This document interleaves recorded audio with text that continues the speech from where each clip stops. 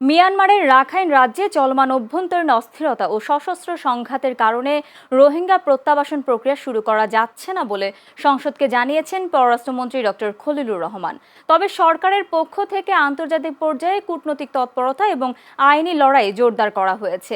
এখন পর্যন্ত 8,29,000 বেশি রোহিঙ্গার তথ্য যাচাইয়ের জন্য পাঠানো হলেও মিয়ানমার কর্তৃপক্ষ 3,54,751 জনের তথ্য যাচাই সম্পন্ন করেছে।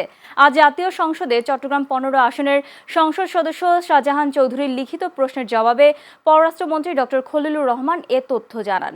এছাড়া আইনি লড়াই ও আইসিজে মিয়ানমারের বিরুদ্ধে রোহিঙ্গা গণহত্যা অপরাধের দায়ে নেদারল্যান্ডের হেগে আন্তর্জাতিক বিচার আদালতে বিচারাধীন গাম্বিয়া বনাম মিয়ানমার মামলাটি বাংলাদেশ গুরুত্বের সঙ্গে পর্যবেক্ষণ করছে বলে জানান তিনি।